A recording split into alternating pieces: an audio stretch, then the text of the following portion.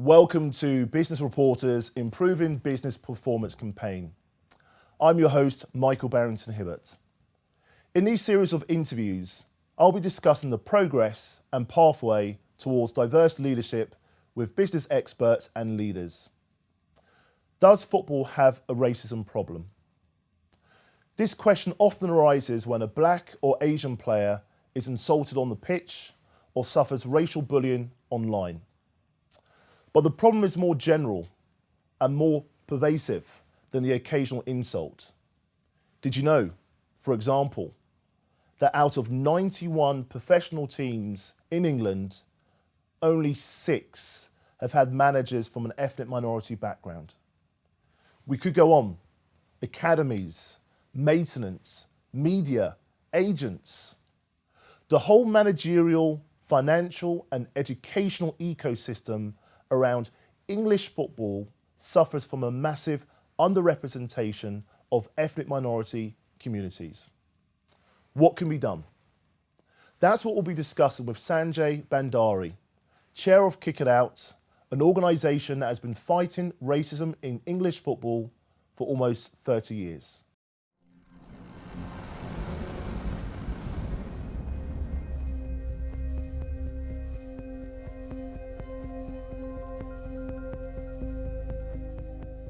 Sanjay, an absolute pleasure to have you today. Thank you so much for making the time. Thanks for inviting me. Does racism still exist in football today? Well, racism still exists in society today, so of course it exists in football. And over 30, 40-year period, it's changed. I mean, part of the challenge is thinking that progress is linear, and it's not. It ebbs and flows, and very often you have periods of regression, particularly correlated to the economic cycle, because when people are poorer and feel poorer, they look for people to blame, and guess who gets in the crosshairs to blame? It's people who look different to the majority. And so, we do see rises in discrimination in periods when we see rises in discrimination in the rest of society. And of course, over 30, 40 years, is it better now? Is society better now? Is it more inclusive? Is there less racism than there was 30, 40 years ago? Right. Yeah, it's better. Is it worse than it was 5 years ago? Yeah, it's worse than it was 5 years ago. Those two facts can be true at the same time because we've seen things get worse. Society is more divided. We've seen the rise in hate crime over the last 5 years, and that mirrors the Home Office's own hate crime statistics. So yeah, it's been getting worse over recent years, particularly with online. Social media becomes this really whiplash accelerant to hatred. Yes. And I think there's the age-old question, is it football, is it society? Actually, it's both. When it happens in society, it happens in football, but it probably happens a little bit more acutely in football because of the tribal nature of the game, the needle that's associated with the game. And so things that are happening in society will get exaggerated as well in football. Okay.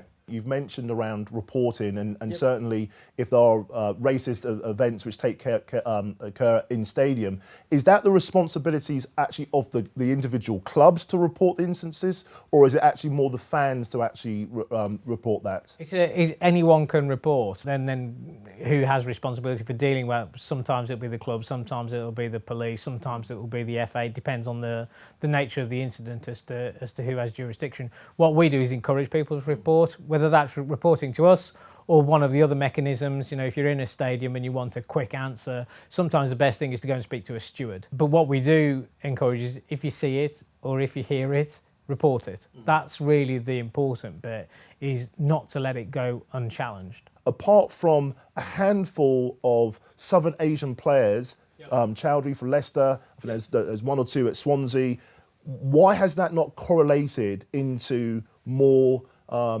Southern Asian players playing as professional footballers? Yeah, I mean, it's the single largest statistical anomaly in English football. There are 4,000 professional players in England. According to population statistics, if you had a commensurate level of South Asian representation, that would be about 320 to 400 Asian players. There are 10. This is the single biggest anomaly. It's an egregious anomaly. It's enormous, between 10 and 400. Why is that happening? Well, look, like all these things, and there'll be other areas of underrepresentation. There should be more black coaches given the number of black players there are. underrepresentation in the boardroom, off the pitch, commercial operations. There's underrepresentation across the board. It's always complex, and I think part of the challenge here is there is no one-size-fits-all approach. What you've got to do is go into the granularity of, right, well, that specific problem, what's the challenge there? What we think, for instance, might be happening with the absence of South Asian players is, are you getting them into the academies? The pathway to elite football is really increasingly through the academies and getting kids in at the age of 9. And if you don't make it in at 9, you're much less likely to get a career as a pro. Sure. And so if you're underrepresented there, and what's happening in the minds of academy coaches and scouts when they're looking for talent? One of the things that we hear is that in the English game, what we recruit for is pace and power and strength. Okay. Yes. Compare that to, I was at a conference recently where someone from Spain was saying we recruit for technique and think we can build people later. If you think you're recruiting for pace and power and you can build skill later, well, that explains 2 indexes. It explains the under-indexing of Asians because there's a bunch of stereotypes that are being applied around pace, power, physical strength, diet, so on. It also explains the over-indexing of young black kids because they're benefiting from a stereotype that says, oh, you're more likely to be physically strong and be able to deal with the rigours of. But then maybe when you look at them, if you started analysing the black players in the pro game, there's still a challenge there because how often are they playing central midfield? How often are they playing in goal? How often are they playing in those positions that are regarded as the intelligent positions rather than the pace and power positions? So the stereotypes are really subtle, and you've got to unpick that model in people's head. Given the fact that football has evolved, so you look around sports science, you look around data, tracking, there's not anything they do not look at. Yeah. But clearly you see that having a diverse team obviously contributes to perhaps a better performance. Yeah. So why is it that on the pitch they recognise it from a black lens, but don't necessarily recognise it from Southern Asian standpoint? But also, why is that correlation not making it into more the commercial side of the game too?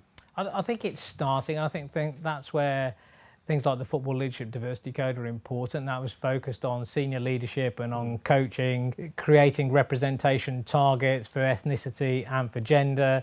And there are over 50 clubs and organisations that have signed up for that, and they will be producing annual transparency reports. That's exactly the kind of thing that it's starting to happen. It hasn't happened yet, and it hasn't happened fast enough. And we'll see isolated pockets of good practice and some good stories, and it's really important that we highlight those good stories.